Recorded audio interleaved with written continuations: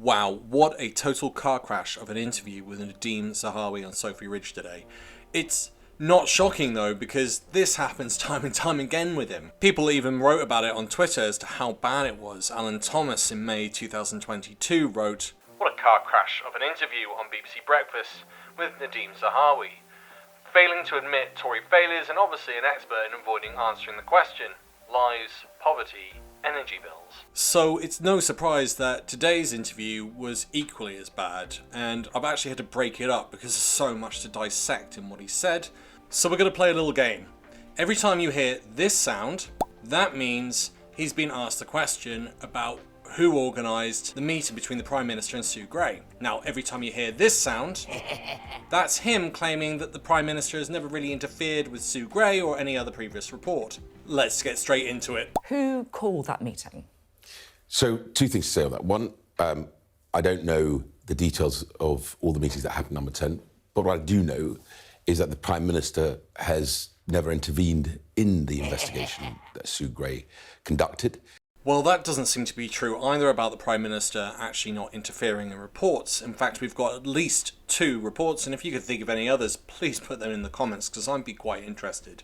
But the Observer claimed that number 10 interfered with the race report. The other is the Russia report. Now, I've done a video on this, I'll put a link into the description, but Boris interfered on this on a number of levels. First of all, he got the report in October. Then he denied to the public at least 2 occasions that there was any interference. After the election, he was meant to release it as promised, as one of his election promises. He didn't release it.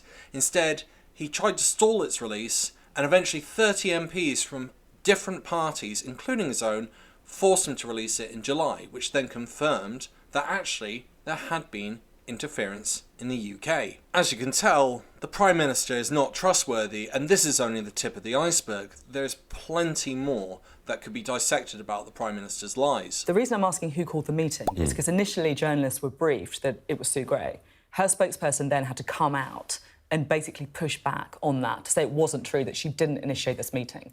So who did call the meeting? Look, all I can say to you is the meeting that took place between Sue Gray and the Prime Minister, I can't tell you who called the meeting because so why did you not ask the question of number 10 before you came on this morning, or did they just not tell you the answer? No, I tell you what the answer is. The answer is very simple. The answer is the Prime Minister will never intervene in Sue Gray's investigation. The Prime Minister wants Sue Gray to basically go wherever the evidence takes her. Does he, or does he want it brushed under the carpet like he did with the race report and the Russia report? Wants Sue Gray to basically go wherever the evidence takes her. And I don't think, ultimately... Who called the meeting? Well... So I'm not going to continue allowing you to listen to his waffle. I'm going to skip through it a little bit. Okay. Absolutely right. And by the way, I just feel that most of our viewers would have more confidence in that assertion if number 10 could be straight with them. Trust in our government and our politicians has never been so low, as you can see here. The blue indicates a level of trust. The red indicates a level of mistrust. And boy, oh boy, is there a lot of mistrust towards politicians and the government. And it's also interesting when you compare it on a world graph. Obviously, China is a dictatorship and is extremely controlling of its population, so we can take that with a pinch of salt. But it's interesting to see the level of trust within other governments. And unfortunately, the United Kingdom is at a low point. So when it's being brought to the minister's attention that they should be increasing trust, not answering the question does no one any favours at all. Who called this meeting? And they're not being straight. Who called the meeting? Well, hold on a second. You know that Sue Gray's first report didn't pull its punches. But who called the meeting? You know that the Prime Minister would never intervene in such an investigation, has not intervened, has allowed it to happen. There's nothing to prove that the Prime Minister is trustworthy in dealing with reports. In fact, we have the contrary to that. I would also point out, if this, considering he's the Education Secretary, if he was inside a school and a teacher went up to him and said, "What's 2 + 2?" And he said, "That's not the important thing. The important thing is that I'm actually in the classroom trying to learn," you would get an F. I would say you haven't done your homework. That's why you can't answer the question. There are meetings happen every day. My diary is full of meetings. You can ask me a question, who put this meeting in your diary? I literally would have come on your show, so I don't know, but it went in the diary. What is he talking about? What diary? What is he drivelling about? I've been like, wow. He's now saying that someone put it in the Prime Minister's diary that this meeting was to happen without confirming with the Prime Minister? What's going on inside government? That's this total car crash of an interview. That's literal. And look, I don't want to have to keep asking the same question. I've just said to and you, going round. Literally, tens of meetings go into the Prime Minister and the Secretary of State's diary.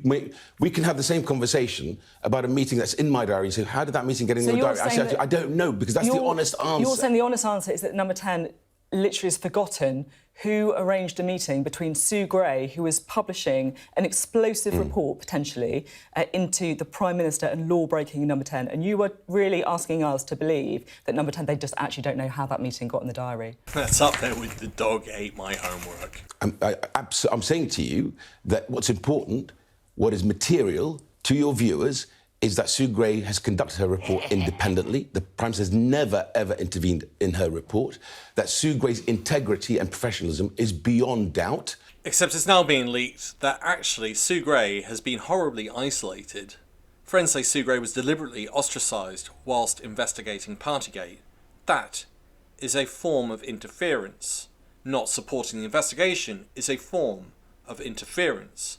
Calling her into a meeting and refusing to tell anyone what was said at that meeting just before the report is meant to be released this week is interference. But you're saying who called the meeting? No, you opened your question just now by saying, do you really expect my viewers to have confidence, right? If number 10 can't say who actually put the meeting in the diary. I'm saying to you, you can't doubt Sue Gray's integrity or professionalism. You say, no, of course I'm not doubting it, but then you go back to the same question. Therefore, you are casting doubt over it. So let's at least have an honest conversation here. Wow. Once again, government gaslighting. He's refusing to answer the question, which then causes further questions to be had, but he blames the interviewer for being unrelenting in asking that same question over and over again. You just answered it, you could move on. I'm asking a very, very straightforward question about who called a meeting between Sue Gray and the Prime Minister. That's literally all I'm asking. Yeah, and I've just said to you, right, I don't know who called the meeting. What I do know is the Prime Minister doesn't and never would intervene in an independent inquiry. Apart from in these two, this is getting me really suspicious as to why he's repeating this line over and over again, so people believe it when Sue Gray releases the report and it's been redacted. Absolutely. I've known Sue Gray. I've worked with Sue Gray. There is no way she would allow herself to be influenced by anybody. Do you have... All of this gets me wondering, why is he continually bringing up answers to questions he's not asked? Now, is it to deflect, or is it in preparation for the Sue Gray report that's probably going to be released next week?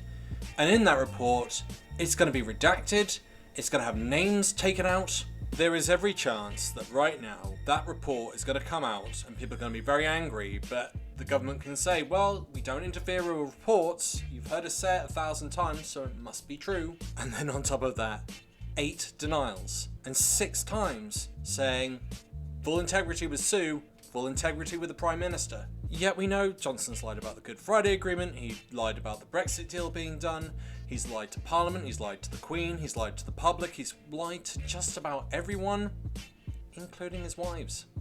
Let's be honest, this man, Boris Johnson, isn't someone you should trust. And if Zahawi's telling you to trust him, you know you shouldn't trust Zahawi. And on a final note, I'll also quote Socrates, considering he was a master of education and Western philosophy and Western ideology. I know you won't believe me, but the highest form of human excellence is to question oneself and others. And we literally have an education secretary telling people not to question. And on a final note, thank you so much to my Patreon supporters and to my YouTube supporters. You help keep this channel going.